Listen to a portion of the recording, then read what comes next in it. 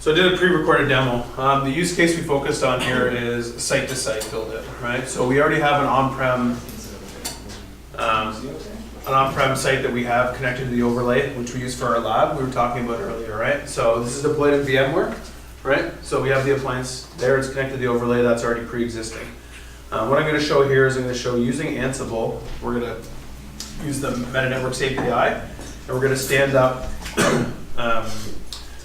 a Meta port, which is the gateway we've been talking about. It's called a Meta port, right? So on the last slide the hen showed there, basically we're going to stand that up in AWS using Ansible and the Ansible modules in the back end. We're going to create all the resources in the Meta Networks overlay, right? So the dashboard that you haven't seen yet, but I'll go over a little bit more detail afterwards. We're going to create all the requisites there, all the network elements, all the subnets, everything like that. And basically what I'm going to highlight for you is a resource in Amazon is able to talk to a resource from the lab, right? Based on policies, routing groups, and having everything connected to the overlay. Very basic, I did a ping example, but just to kind of show you that, you could have, a web server or something like that internally in a cloud provider, and you could have a user on site wherever, right? Remote access, they could have access just to that straight to that web app. What I'm trying to highlight here is though we can stand that up in an automated fashion, right? We've used Ansible here, we've used built-in modules, API calls, right? So the nice thing about the Meta overlay, it's fully API capable. It's also documented, right? They have a Swagger page, which I'll show you afterwards, but basically it's all there today. We're using an Ansible URI module to call that. I'm not gonna go too much into the playbooks or anything like that on the Ansible side. We can share some of that out if you're interested, or if you wanna go through a POC later on. But just a quick video here. I'm gonna step through it and record it just so we can kind of stop and go as we need to. Let me find my mouse here. Yeah.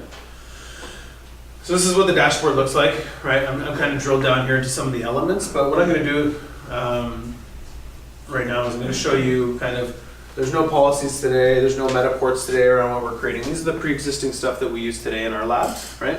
A map subnet is what we're attaching to the meta port gateway, right? So the stuff we're creating doesn't exist. This is kind of what I'm trying to highlight here. We obviously use a bunch of stuff. You can see identity-based access there. There's nothing in AWS for the instance at this point in time, right?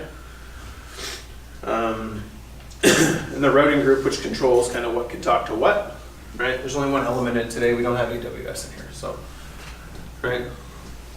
This is my local machine where I'm picking up the demo from, so I have access to AWS. I have access to the Meta overlay. I'm gonna pause this real quick here.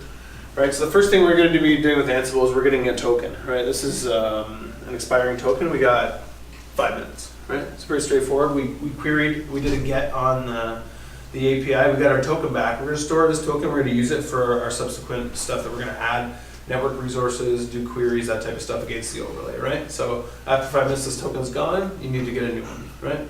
Pretty good. It gives you the ability to have a short-lived token, provision one thing, and then back out, right? So this is a bunch of the AWS stand-ups. So we're using Ansible modules, right? You're going to see the OK status. I did run this a few times, so it was stood up initially. Right now we're just paving over. You're showing the item potency here within AWS and the AWS modules within Ansible to say this stuff already exists, so it's okay, right? The nice thing about Ansible is we're not going to go recreate it if it already exists, right? So you can rerun this stuff over and over again. One thing fails, you can fix, your code repo or the typo and stuff like that, and you can rerun it, right? All right, so we're still doing the AWS setup here, right? Creating the VPCs, creating the security groups, routes, that type of stuff, right? What we're going to do now is I'm just kind of showing you the two machines are trying to ping each other. There's no connectivity right there. There's no gateway, right? There's nothing to connect into the overlay from each site right now, right?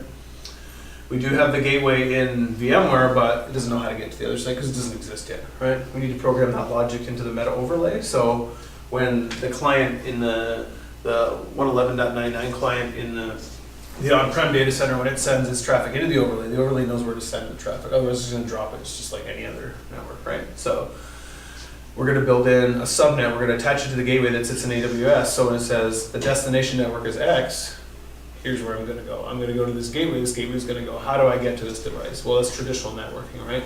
Can I reach it? Right? Can I ARP? All this type of stuff, right? Do I have a route, etc. Right? So just kind of showing that that doesn't exist today. The machine in the on-prem environment has a connection to the overlay, but obviously that stuff doesn't exist on the other end.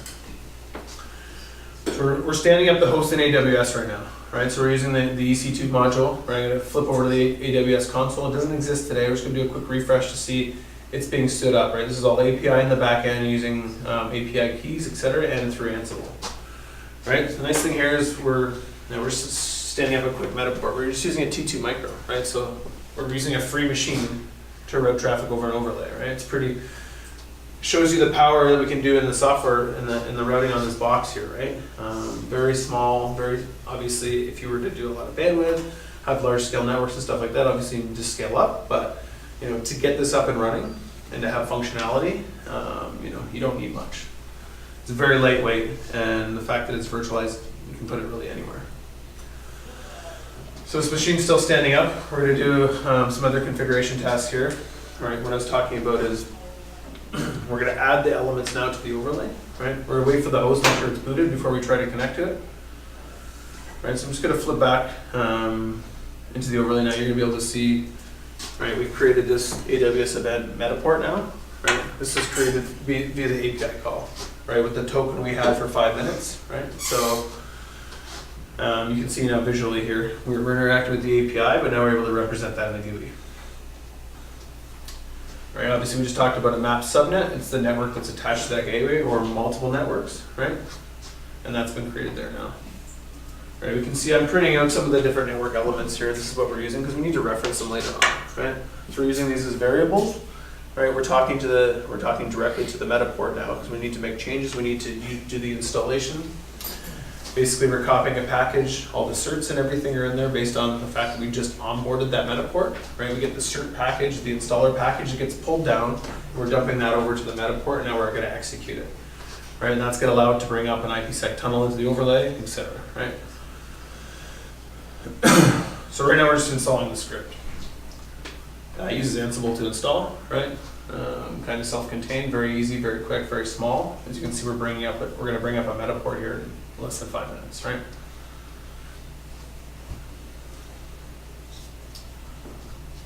Routing group, now we have our second element in there, right? Before we only had the lab, now we have the AWS subnet, right? So now these are able to talk to each other, right?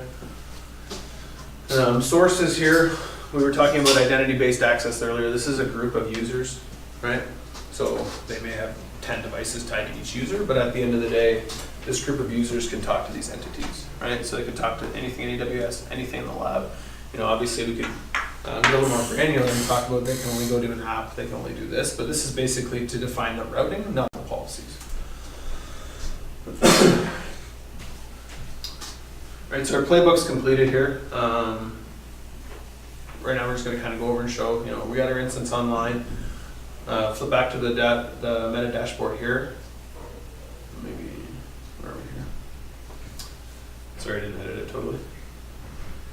All right, so we got our machines here. Right, now that we've laid everything down, this machine in AWS now has a valid gateway to get to this network. It has a valid routing group. It has a valid policy, right? I'm not really showing a lot of that stuff because it was done within the Ansible playbooks. You can see some of it in the dashboards there in terms of defining a policy to say site A can talk to site B. We're not getting as granular as device A can talk to device B, but obviously we can do that. I'm just showing now that this entity is reachable, right? I'll flip back over to this other device here. This is in the data center. Got logged out here, so just gonna log back in here quick. And we're just going to do a ping to the AWS machine that we have, right? Now it's reachable, right? Because in the overlay, we now have, first of all, a policy defined, a network defined where that endpoint exists, right? So you can kind of see all the logic coming together. The overlay now knows how to get to that network or that Metaport, and in the handoff from there, that Metaport knows how to get to the endpoint, right? So we're controlling it all centrally through the policy in the dashboard that you're able to see there. So really a simple demo, but we're talking about use cases around, site to site. So we could light up, we could factor this Ansible stuff very easily for Azure, for GCP, additional VMware environments, even bringing up like a Ubuntu box, installing the Metaport on the Ubuntu box, something like that, right? You don't need to worry about a prepackaged machine. You can build it yourself, whatever. But we want to show you can easily do this with something like Ansible, right? You can bring it up, you can make it repeatable. The only thing you're going to need to change if you want to deploy another AWS environment is your keys, your security groups, that type of stuff, right? That's pretty standard. So a lot of that stuff can be gathered through initial queries, right, and populated on run. So you can make this pretty robust, pretty reusable. But as you can see, we brought an AWS site up that can talk to our entire lab, any other users based on policy in less than 5 minutes, right? The API is pretty rich. I think I still have it open here. I'm just going to find my screen here. This is full screen. We'll show that to you at the end. Yeah, that's one use case, site to site. Ansible's a good candidate to do automation. Some of those examples there. Definitely ask me about that afterwards if you have any more interest in that. I'm going to show you some of the playbooks. A lot of API calls, a lot of interactions with AWS specifically, but just to kind of demonstrate how we can do that stuff quickly, repeatedly. I can keep running that, right? We can change the name, we can bring up additional sites, that type of stuff, right?